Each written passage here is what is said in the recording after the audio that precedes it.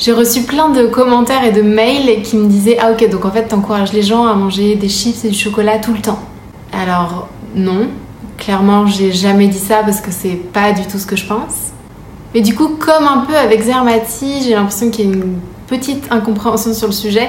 Donc je voulais revenir un petit peu dessus pour que ce soit un peu plus clair.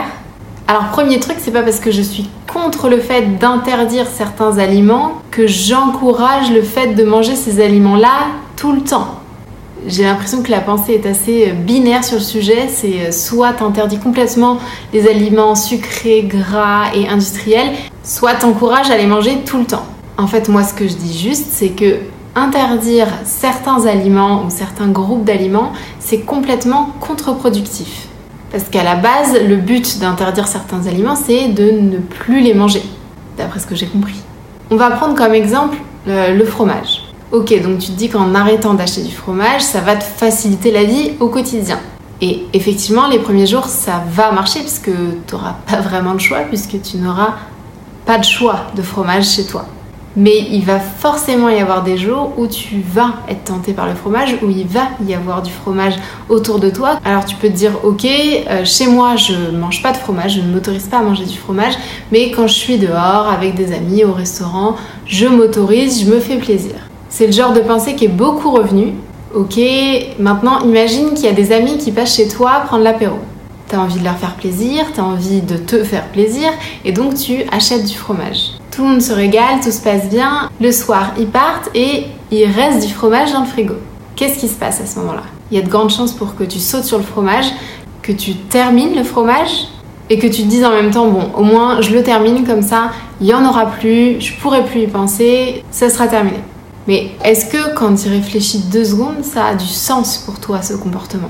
Est-ce que tu trouves que ce comportement-là, de vouloir tout finir absolument maintenant pour ne plus être tenté, est-ce que c'est un comportement sain ? Non, parce que déjà ton corps en avait pas besoin et en plus t'as pris 0 plaisir à le manger. Si tu compares cette situation et la soirée d'hier soir avec tes amis où t'as mangé du fromage avec plaisir, en dégustant chaque morceau, en partageant ce repas avec des personnes, là t'es toute seule devant ton frigo à t'empiffrer de fromage juste pour plus qu'il soit devant tes yeux. Et c'est ça le problème, c'est qu'en créant des petites règles où tu t'interdis l'accès à certains aliments, ces règles où tu mets dans des catégories chaque aliment, de ça c'est bien, ça c'est pas bon, tu vas développer ces comportements un peu bizarres que tu vas avoir uniquement quand tu te retrouves seul face à la nourriture, donc les moments où tu es le plus vulnérable. Et donc même si je comprends la bonne intention derrière ne pas acheter des aliments pour ne pas être tenté,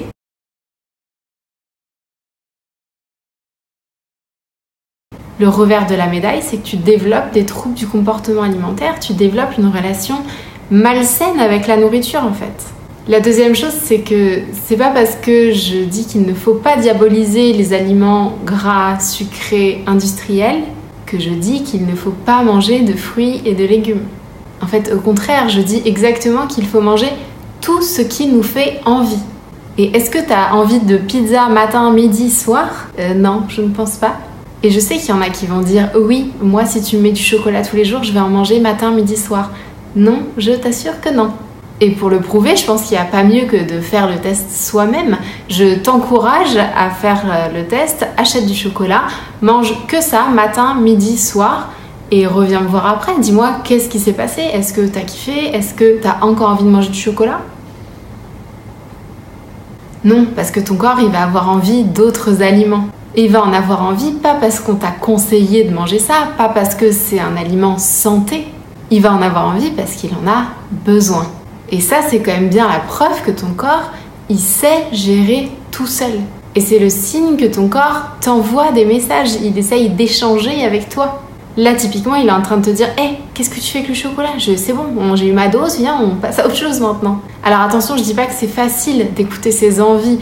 Là, c'est un cas extrême et du coup, l'envie de diversifier son alimentation, on va la ressentir de manière très forte. Alors qu'au quotidien, quand on mange de façon un peu plus variée, c'est beaucoup moins facile, ça c'est clair.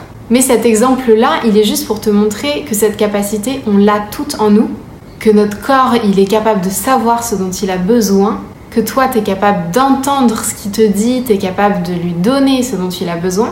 Mais effectivement, cette capacité, on l'a jamais entraînée de toute notre vie, donc ça demande une certaine pratique. Le troisième truc, c'est que c'est pas parce que je te dis que tu as le droit de manger du chocolat que je t'encourage à manger toute la tablette. Dans le fait de manger intuitivement, il y a intuitivement, et l'idée c'est quand même de pratiquer justement cette intuition. Donc l'idée c'est bien de manger tout ce qu'on veut, quand on veut, dans les quantités qu'on veut, mais en portant notre attention sur nos sensations alimentaires. Est-ce que t'aimes ce que tu manges? Est-ce que le goût il est à la hauteur de tes attentes? Est-ce que t'as encore faim? De quoi t'as encore faim? J'avais fait un article sur la pleine conscience, donc je vais te le mettre en barre d'infos. Je t'explique un petit peu pas à pas comment manger de manière consciente et du coup reconnecter avec ton corps, avec tes sensations corporelles. Et d'ailleurs, on me demande souvent des livres, des références à propos de tout ça. Et il y a justement Audrey, donc Coco et la diète sur Instagram, qui a sorti un livre.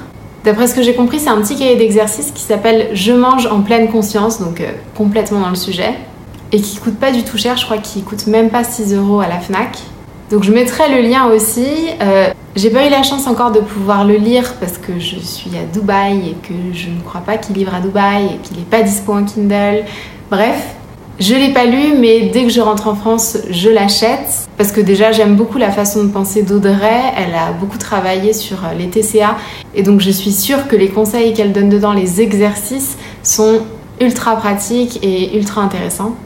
Donc je peux que vous encourager d'aller jeter un coup d'œil pour voir si c'est quelque chose qui pourrait vous intéresser. Parce que je sais que la pratique de la pleine conscience, c'est quelque chose qui est assez difficile finalement dans notre époque aujourd'hui où on a nos téléphones et la télé un peu partout. Et pourtant, c'est un outil super important pour justement se reconnecter avec ses sensations alimentaires. Sans ça, c'est encore plus difficile. Donc voilà, j'espère que j'ai éclairci un petit peu mon mode de pensée. Je pense que je referai des petites vidéos comme ça sur des petites phrases que je reçois où je me dis non, c'est pas ça que je voulais dire. Il y a tellement de choses à dire et la mentalité des régimes est tellement imprégnée dans le cerveau de chacune que je comprends qu'il y ait des concepts qui soient un petit peu plus compliqués ou pas assez clairs. Donc voilà, j'espère que ces petites vidéos vont éclaircir tout ça. En tout cas, si le contenu de cette vidéo t'a plu, si tu as envie de m'encourager, je te propose de partager cette vidéo dans ta story ou dans un post Instagram. J'ai essayé de réfléchir au truc et il n'y a pas vraiment de façon simple pour partager, mais je trouve que sur Instagram, c'est encore l'endroit le plus simple. Tu as juste à me taguer dans ta story avec un screen de la vidéo et voilà. Mon but, c'est vraiment de faire passer ce message d'une alimentation un peu plus intuitive, un peu plus reconnectée à son corps et donc un peu plus de bien-être et de bienveillance envers soi-même. Alors si tu veux participer à tout ça et m'aider un petit peu dans cette mission, je t'en serai très reconnaissante. Et si c'est pas déjà le cas, d'ailleurs, je te mets mon compte Instagram pour que tu puisses me suivre au quotidien. Merci beaucoup d'avoir regardé cette vidéo et à très vite.